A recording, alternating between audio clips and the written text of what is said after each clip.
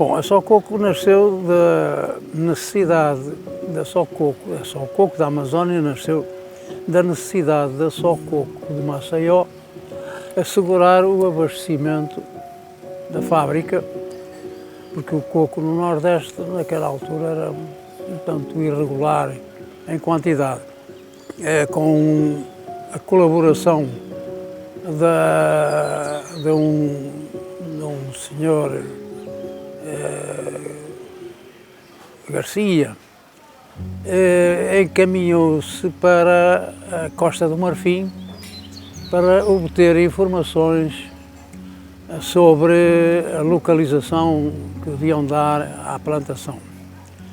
Da Costa do Marfim seguiram para Paris, onde, na sede do IRHO, o Instituto Francês, lhes foi dito que o mais indicado seria a Amazónia, pelas condições de clima e até de quantidade de terra, talvez, possível. Aqui foi montada uma equipa de pesquisa, com diversas pessoas que começaram desde junto ao mar para o interior. Encontraram diversas terras, mas nenhuma excedia os 500 hectares e sempre lotes bastante afastados uns dos outros. A intenção da Só Coco de Maceió seria de fazer uma plantação num bloco só, uma coisa grande.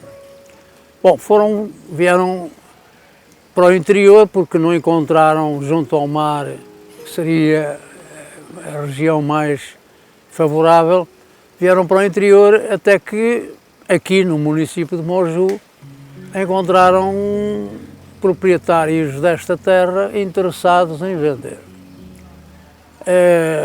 Entretanto, um dos pesquisadores do IRHO, em colaboração com o governo brasileiro, em Embrapa, encontrava-se cá, o Sr. Olanier, e, entretanto, tinham entrado em contato comigo em Portugal, e então vim e com o Sr. Olanier fizemos a pesquisa daqui da terra, antes dela ser adquirida.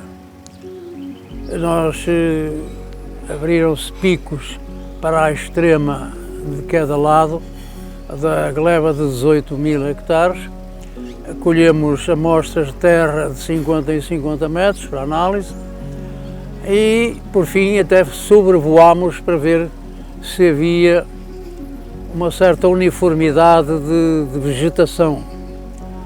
E só depois disso foi dado o parecer à Só Coco. Parecer que foi afirmativo para que adquirissem, foi dessa forma. Porque não foi encontrada terra junto do mar, viemos até aqui. Em 1979, o início do preparo do solo já foi em 80, porque isto foi já em fins de 79, tudo isto que eu referi. Bom, a pesquisa de terras foi praticamente o ano inteiro, até talvez de 78, viesse já de 78. Mas foi em 79 que foi encontrada e foi em 79 que fizemos a pesquisa da qualidade do solo. Eu tinha trabalhado 26 anos em Moçambique, na Companhia do Buror. Na ocasião era o maior palmar do mundo, com 22.000 hectares plantados. Trabalhei lá 26 anos, nos últimos 5 anos fui o responsável total pela produção da empresa e só com a independência de Moçambique, porque o ambiente não ficou muito propício a lá permanecer, regressei a Portugal. Estando em Portugal, evidentemente que a minha vontade de voltar ao coco era grande. E deparei num jornal um anúncio pedindo técnicos em coqueiros para virem trabalhar no Brasil. O Brasil sempre foi uma ânsia para qualquer português. Por isso, respondi, foi feito um exame psicotécnico dei conhecimento do meu currículo vitae e logo passado uma semana recebi um convite de um irmão dos proprietários da Só Coco em Maceió para ir a Lisboa falar com ele. Fui a Lisboa e o senhor me disse que os irmãos estavam interessados no meu concurso, satisfeitos porque pediam 3 técnicos, um em desmatamento, um em viveiros e um em plantação. E o meu currículo completava todas essas especialidades. De maneira que vim para cá em princípios de novembro de 1979. Imediatamente encontrei o Sr. Olanier e começámos as pesquisas aqui logo. Foi já em fins de novembro que foi dado o parecer, a negociação decorreu em dezembro e imediatamente começámos os preparativos para o desmatamento. Não existia nada absolutamente. Nós tivemos que nos valer, aqui na propriedade existiam uns pimentais dos anteriores proprietários e que serviram de primeiro alojamento, primeira hipótese das pessoas poderem iniciar o trabalho. Entretanto, hospedava-me num hotel modesto em Moju, saía de manhã com um ovo frito dentro de um pão e uma garrafa de água, passava aqui o dia e regressava ao fim do dia a Moju para voltar no dia seguinte e assim sucessivamente. Entretanto, também em Belém tive que tratar dos assuntos relacionados com a implantação da empresa, quer com o Ministério da Agricultura, quer com a Secretaria Estadual da Agricultura. Bom, e assim fomos. A primeira casa da Só Coco veio desmontada de São Paulo e foi aqui montada, dando já outras condições de melhor permanência. Foram adquiridas máquinas, um trator ligeiro e um trator de lagarta. O acesso aqui à área era muito precário, porque existia apenas um caminho que era utilizado pelos caminhões de extração de madeiras e tivemos que nos valer do trator de esteiras para alargar a via e uniformizar o piso. E na época própria, já em 1980, começámos o desmatamento. Foi difícil encontrar pessoal que soubesse alguma coisa. Alguns dos que já tinham trabalhado com Dendê ainda eram os que mais depressa se adaptavam às práticas com o coco e, enfim, recebeu-se a primeira remessa de sementes fornecidas pelo IRHO, pelo Instituto Francês, oriundas da Costa do Marfim. Fez-se o primeiro viveiro e em 1981 iniciou-se a plantação. Entretanto, em convênio com o IRHO, implantou-se um campo de produção de sementes, com sementes fornecidas pelo IRHO, o anão amarelo da Malásia, o anão vermelho da Malásia, o anão vermelho de Camarões e o gigante oeste africano. Posteriormente veio também o vermelho Renel e o vermelho do Polinésia, exatamente. Começámos então a trabalhar em 1985, a partir de 85, já com sementes produzidas, feita a hibridação aqui e sementes produzidas cá por nós. No início do projeto foi a dificuldade da habitação. Quando terminaram a casa que veio de São Paulo, eu ainda não pude vir porque não estava totalmente completa, não é? Quando ficou completa, passei a vir com ele. Foi então quando começaram a fazer a casa da diretoria. No final dela completa, eu tive que montá-la toda. Toda a estrutura aqui, as casas e tudo, estava tudo ao meu cuidado. E também em Belém. Eu era secretária dele, era caixa, era recepcionista, eu fazia tudo. Bom, ainda está esquecendo uma coisa, é que ainda antes de ser funcionária fazia as folhas de pagamento ali naquela varanda, à máquina de escrever. Fazia as folhas de pagamento do pessoal antes de ser funcionária. E só fui funcionária a partir de 81. É que eu comecei a trabalhar. E o escritório da Sococo era na nossa casa, lá em Belém. Eu é que cuidava de tudo. Quando ele tinha que vir para a fazenda, eu é que levava os documentos todos para o gerente do banco. Era uma espécie de uma portadora do trabalho dele, não é? E quando começaram o desmatamento aqui na plantação, a madeira que era cortada, a Sococo em Maceió, tinha lá uma empresa que era a Mapal, que era Madeiras de Pará Limitada. E os caminhões levavam madeira daqui para Maceió. E eu é que contratava os motoristas todos para transportar a madeira. E sozinha no escritório com ele. O meu companheiro lá era o contador Leomar.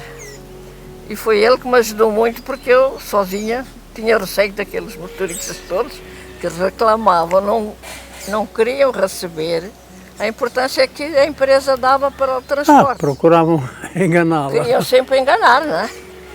De maneira que lá consegui. E fomos andando até chegar aqui, 40 anos, e agora cá estamos.